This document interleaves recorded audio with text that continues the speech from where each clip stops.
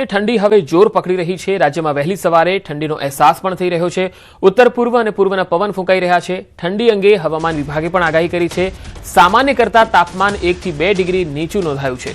નલિયાનું લઘુત્તમ તાપમાન 11 ડિગ્રી આસપાસ નોંધાયું છે અને આગામી સમયમાં હજુ પણ ઠંડીમાં વધારો થાય તેવી શક્યતા છે। તાપમાન 1 થી 2 ડિગ્રી નીચે હજુ જઈ શકે છે। રાજ્યમાં વહેલી સવારે અને સાંજે ઠંડીનો અહેસાસ થઈ રહ્યો છે। નલિયાનું તાપમાન સૌથી ઓછું નોંધાયું છે। 11 ડિગ્રી સાથે નલિયા રાજ્યનું સૌથી ઠંડુ શહેર રહ્યું છે। રાજ્યમાં ધીરે ધીરે હવે ઠંડી જોર પકડી રહી છે। વડોદરા 12.6, રાજકોટમાં 13.8, ડીસામાં 13.8 ડિગ્રી જેટલું તાપમાન નોંધાયું છે। એવરેજ જે તાપમાન છે 1 થી 2 ડિગ્રી નીચે જોવા મળી રહ્યું છે। વધુ માહિતી મેળવીએ સંવાદદાતા વિભુ પટેલ અમદાવાદથી મારી સાથે જોડાયા છે। વિભુ, હવામાન વિભાગનું આકલન શું કહી રહ્યું છે? આગામી સમયમાં ઠંડી શું રેકોર્ડ તોડી શકે છે?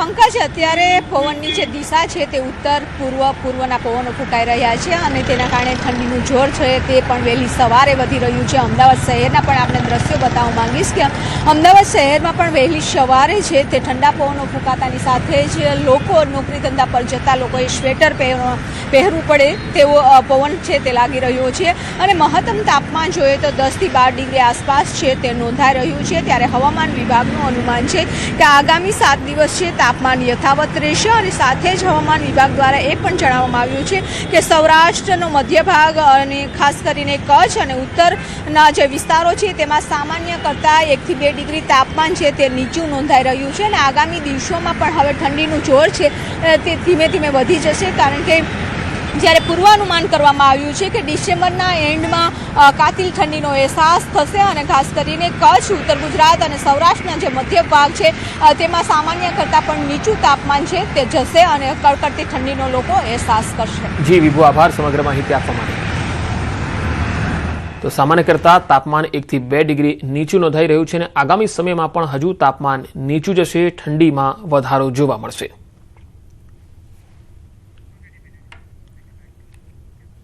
તો હવે આપણે બતાવીએ રોહતાંગ અને અન્ય ઊંચાઈવાળા વિસ્તારોના દ્રશ્યો જ્યાં બરફવર્ષા થઈ રહી છે।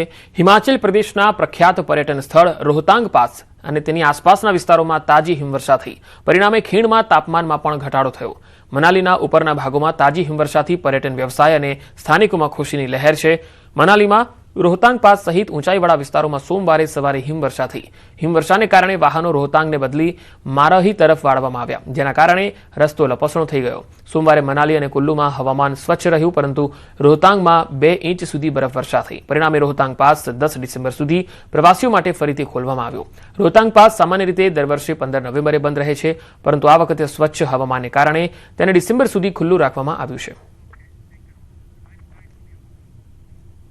अभी जो सुबह की जो ठंड थी, रोहतांग में जो बर्फबारी हुई है उससे जो है बहुत ही हमारे को फायदेमंद है और ट्रैक्टर जो है और ज़्यादा आए।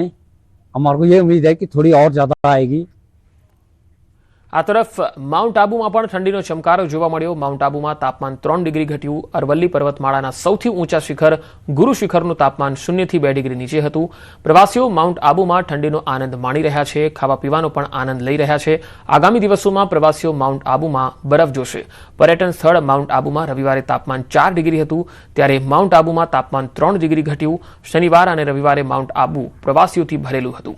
તેવી જ રીતે મોટી સંખ્યામાં પ્રવાસીઓ માઉન્ટ આબુના નક્કી તળાવ, ગુરુ શિખર અને અન્ય સ્થળોનો આનંદ માણતા, ચા પીતા અને ખોરાક અને પીણાનો આનંદ લેતા જોવા મળ્યા। આગામી સમયમાં પ્રવાસીઓનો ધસારો અહીંયા ચાલુ રહેશે।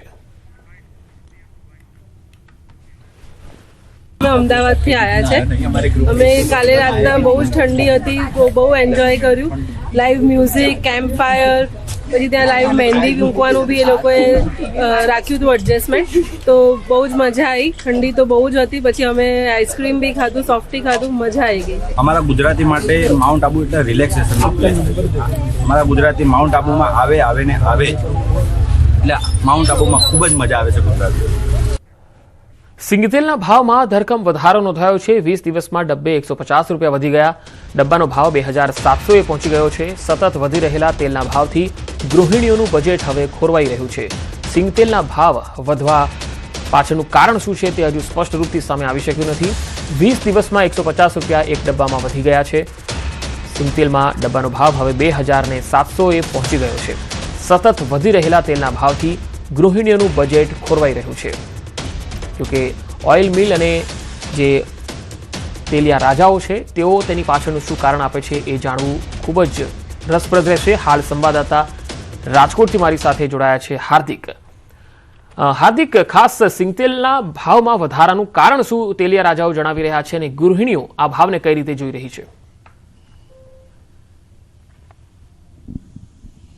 ચોક્કસથી પંકજ, રાજકોટ શહેરમાં છેલ્લા 20 દિવસમાં 150 રૂપિયા જેટલો સિંગતેલમાં ભાવ વધારો આવ્યો છે.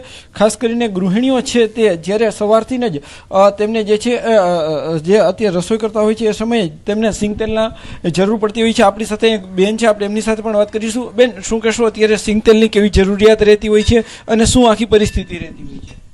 અત્યારે સિંગતેલના ભાવ ખૂબ જ વધ્યા છે. અત્યારે સિંગતેલના ડબ્બા ભરવાની સિઝન છે. જ્યારે આપણે આખા વર્ષના સિંગતેલના ડબ્બા ભરતા હોઈએ છીએ એવા જ સમયે અત્યારે સિંગતેલના ભાવ વધ્યા છે. તો ડબ્બા તો એક બાજુ રહ્યા, પણ અત્યારે 1-1 લીટરની બોટલ લઈ અને ઘર વપરાશમાં ઉપયોગ કરવી પડે છે. તો ખાસ કરીને કહેવાનું એ જ છે કે ખેડૂત જે સિંગની પેદાશ કરે છે અને સામાન્ય પ્રજા જે તેનો ઉપયોગ કરે છે તે બંને અત્યારે દુઃખી છે. કારણ કે ખેડૂતોને સિંગના ભાવ મળતા નથી અને ગૃહિણીઓને વધારે ભાવ દઈ અને તેલ ખરીદવું પડે છે. તો ચોક્કસથી પંકજ, આ જે બોટલ છે તે ખાસ કરીને ગૃહિણીઓ આમ તો 15 થી 20 કિલોની બોટલનો ઉપયોગ કરતા હોય છે, પરંતુ અત્યારે પરિસ્થિતિ એવી છે કે આજે 1-2 કિલો સિંગતેલની બોટલ લઈને ઉપયોગ કરવો પડતો હોય છે. આપણી સાથે અન્ય બહેનો પણ છે.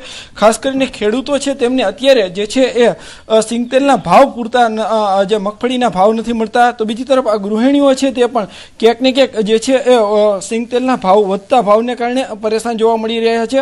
હાલ આપણી સાથે અન્ય બહેનો છે, આપણે એમની સાથે પણ વાત કરીશું. બેન, ખાસ કરીને સિંગતેલના ભાવ સતત વધી રહ્યા છે, ગૃહિણીઓ માટે કેટલી મુશ્કેલી થઈ શકે? અત્યારે તો સમય થાય છે. જી હાર્દિક, આભાર સમગ્ર માહિતી આપવા માટે.